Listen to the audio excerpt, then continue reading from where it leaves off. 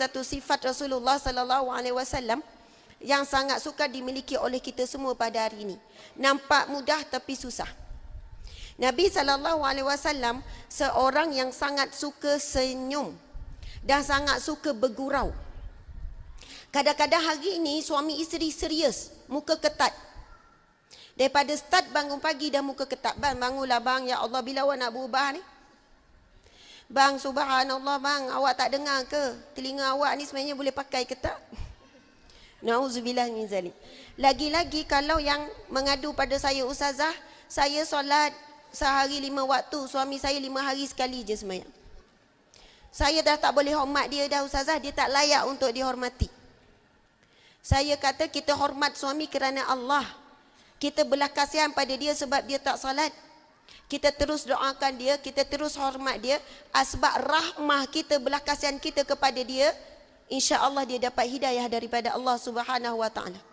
Tetapi tanggungjawab kita sebagai seorang isteri mesti masih tetap untuk menyantuni ataupun khidmat kepada suami contohnya. Begitu juga suami kepada isteri khidmat. Masya-Allah. Nak cerita Rasulullah sallallahu alaihi wasallam, Aisyah, Sayyidatina Aisyah radhiyallahu anha cerita, Rasulullah seorang yang sangat suka senyum sehingga kan aku lupa, maksudnya jarang sekali melihat wajah Rasulullah tanpa senyum. Agak-agak suami kita kat rumah banyak senyum ke banyak ketat? Ataupun isteri kita macam mana? Bangun pagi, Assalamualaikum bang, Assalamualaikum. Agak-agak kita kejutkan suami anak-anak dengan senyum ke dengan suara yang tinggi? Suami buka mata, wah ada bidadari depan dia. Senyum sengih, Masya Allah. Lepas tu bang, makan bang, Allah senyum. Sebab apa? Senyum adalah manifestasi syukur kepada Allah. Dan Allah berjanji, la in syakartum la azidannakum. Kalau kamu bersyukur, pasti aku akan tambah. Walaupun ketika itu, kita ni memang kejutkan dia dengan marah, tapi wajah senyum. Bahkan ada sahabat Nabi kata, aku cuba berusaha daya upaya untuk senyum dulu kepada Nabi, tapi aku sentiasa kalah, mesti Nabi dulu yang akan senyum. Kita pula kadang terbalik, dia tak senyum pun aku tak nak senyum kat dia. Dan ada sahabat Nabi tahu tak macam mana dia cuba bersembunyi di sebalik pokok ataupun di sebalik sesuatu binaan. Dia kata kali ini aku nak bagi salam dulu pada Nabi, aku dulu nak senyum. Tetapi Nabi perasan dia daripada jauh. Bila sampai Nabi juga yang pertama, Assalamualaikum. Kita pula kalau ada jawatan tinggi, ada kedudukan yang tinggi, tak ada kita nak mula dulu. Orang pangkat tinggi, mesti orang bawah bagi salam dulu. Tetapi bila menyontohi sifat Rasulullah, Rasulullah sangat suka menggembirakan orang lain. Bukankah yang di atas itu lebih mulia daripada yang bawah? Bukankah yang memberi salam itu akan dimuliakan oleh Allah daripada yang menjawab salam? Jadi kejut suami, Assalamualaikum warahmatullahi wabarakatuh wa maghfiratu wa ridwanu. Masya Allah. Subhanallah. Dan di sana ada janji Rasulullah daripada satu hadis Nabi. Allah merahmati seorang suami yang mengejutkan isterinya untuk bangun solat malam ataupun bangun subuh tu. Dan sekiranya isteri itu tidak bangun, maka dia ambilkan air untuk dipercikkan ke wajahnya. Tapi tolong bagi tahu awal-awal sebelum tidur. Kalau tak bagi tahu, takdir mengamuk besar. Tiba-tiba, auzubillahi minasyaitonirrajim. Bang, boleh ke? Dan sebenarnya kita sapu kat muka. Ini sunnah Nabi. Sapu kan jadi ada satu sentuhan. Dan ramai ibu bapa bila guna kaedah ni pada anak sangat berkesan. Kalau Umi kejut besok, kalau tak bangun, Umi sapukan air boleh? Okey Umi. Lepas tu bila ikut sunnah Nabi dan niat nak ikut sunnah, Allah akan mudahkan. Assalamualaikum, bangun salat subuh ataupun bangun qiyamul setengah jam lagi nak subuh, bangun tahajud, kita pun ambil air, kita sapukan. Hadis Nabi yang sahih, Allah merahmati. Kemudian sekiranya suami tu tak bangun juga, Masya Allah, insya Allah bila disapu agak-agak bangunlah. Tapi kalau tak bincang terus jirus je, bukan percik je. Suami pun terkejut, ni kenapa ni Ustazah Asmat cakap malam tadi? Dah sebut nama, petik nama kita pula. Mesti bincang dulu, setuju tak nak guna kaedah tu. Tapi kalau ikut kaedah Rasulullah, rahmat Allah akan turun. Kemudian hadis itu bersambung, Allah merahmati seorang isteri, seorang wanita yang mengejutkan ahli keluarganya, kejutkan suami ni. Lalu sekiranya suami tak bangun, lalu dia menyapukan air pada wajah. Allahu Akbar.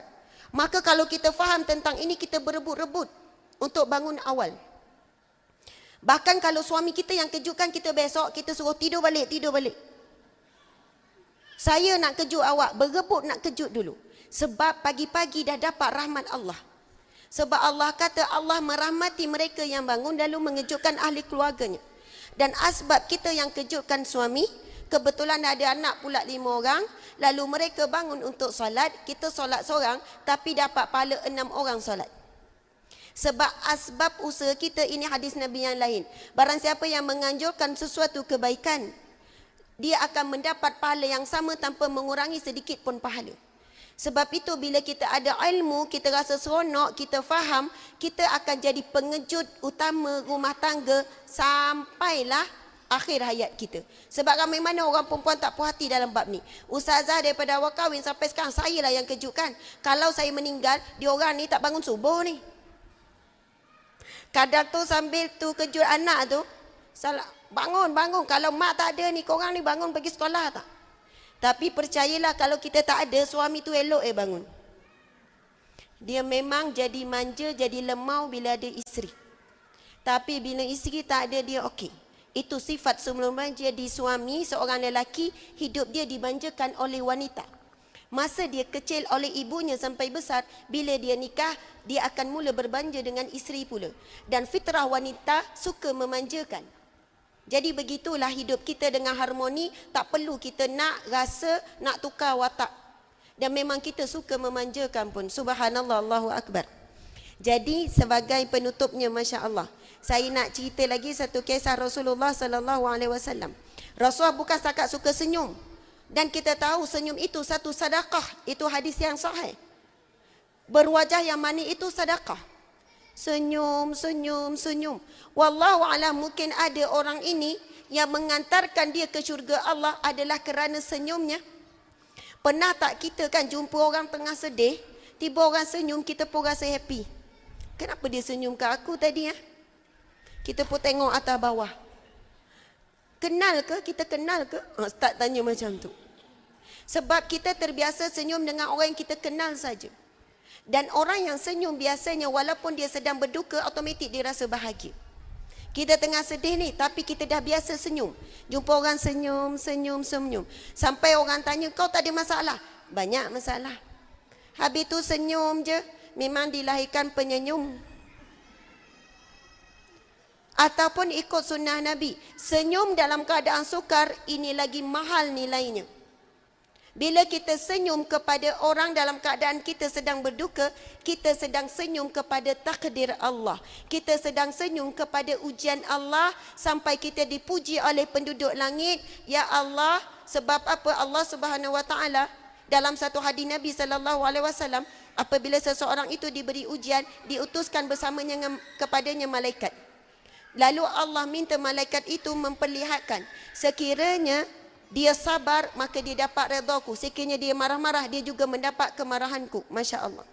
Dan Nabi sangat suka bergurau dengan suami isteri. Nabi bergurau dengan isteri Nabi. Ini juga ramai yang hilang hari ini, roh bergurau dalam rumah tangga. Dia boleh senyum seorang-seorang dekat telefon. Senyum, gembira, kikik. Dia tengok video yang kelakar-kelakar dalam tu. Tapi nak bergurau senda dengan pasangan tidak. Ceria saja. Sedangkan pahala itu banyaknya bila bergurau senda dengan pasangan. Dan Rasulullah dengan isteri, Masya Allah, sangat manja. Dan isteri Nabi suka memanjakan Rasulullah. Satu ketika Sayyidatina Aisyah sedang haid, dalam keadaan uzur, kita tahu rumah Rasulullah ni duduk sekeliling Masjid Nabawi. Ketika itu Rasulullah menghulurkan kepala dalam rumah. Sebab Aisyah tak boleh mengulurkan tangannya, nanti masuk dalam bahagian masjid. Tapi Rasulullah yang hulurkan kepala dalam rumah. Tahu tak nak suruh buat apa? Lalu Aisyah meminyaki rambut dan juga menyikat rambut Rasulullah. Nak sebutnya Masya Allah, nampak benda tu kecil. Nak tanya Rasul boleh tak sikat sendiri? Boleh. Bahasa isi hari ni, awak tak boleh sikat sendiri ke? Antara pengikat kasih sayang, membuat sesuatu yang sebenarnya kita boleh buat sendiri tapi minta pasangan buatkan. Suami bukan tak boleh pakai baju sendiri, tapi saja-saja je, bang, ini mai saya pakaikan baju untuk awak. Angkat tangan, jatuh. Sebelah lagi, pusing. Masya Allah. Buat sesuatu yang sebenarnya pasangan kita buat, tetapi kita buat. Mungkin ada di kalangan kita tak pernah pun minyakkan rambut pasangan, suami minyakkan rambut isteri. Aisyah kata Rasul pun meminyaki rambut dia. Kemudian sikat. Malam ni sebelum tidur kita buat kan? Sikat, banyaknya uban awak. Tak lama dah nak meninggal ni. Baru suami perasan, ya Allah isteriku dah tua. Ya Allah nampak tangan isteri tu. Ya Allah tangan ni. Subhanallah. Suami pun tanya soalan, malam ni tanya soalan ni. Yang agak-agak kalau saya meninggal lah, rasa-rasa boleh masuk syurga tak saya ni? Isteri pun jawab, nak soal jawab jujur ke nak tak jujur? Saya rasa macam payah sangat lah awak ni.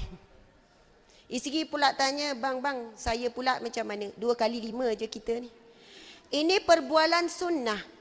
Nabi dengan isteri bincang tentang akhirat. Sahabat Nabi bincang suami isteri. Kita ni bincang esok nak makan apa? Esok nak jalan mana? Bincang isu dunia, perkara dunia banyak. Tetapi sekali-sekala bincang pasal mati. Saya kalau mati macam mana bang? Suami standard jawapan dia, tanam je lah. Takkan nak simpan lagi. Bersabarlah dengan jawapan tu betul. Kita pun pesan, awak nak nikah lagi tak lepas saya meninggal? Agak-agak dia jawab apa? Orang lelaki, kalau isi meninggal nikah lagi tak? Ui, takut jawab. Mungkin pertabi kot Persatuan Takut Bini. Saya bila cakap pasal mati kan, saya cakap, bang, kalau saya meninggal dulu, kalau awak nak nikah lagi, subhanallah silakan, tapi cari isteri yang begini-begini. Saya nak ibu kepada anak saya begini-begini. Awak boleh tak? Subhanallah. Sebab apa? Cinta kita dengan suami ini bukannya kita ikat dunia dan akhirat. Dan kita mencintai suami kita pun kerana Allah. Dan cinta kita ini untuk dibawa kepada Allah Subhanahu wa ta'ala. Kalau Allah terima cinta kita ini kerana Allah, Allahu Akbar, maka cinta kita akan kekal sampai ke syurga Allah Subhanahu wa ta'ala. Sebab ada isteri dia pesan macam ni, kalau awak nikah lagi saya jadi langsui, saya cekik awak. Takkan nak jadi hantu kot. Kita nak roh yang baik boleh tembus ke langit bersama dengan roh orang-orang yang soleh. Subhanallah, Allahu Akbar.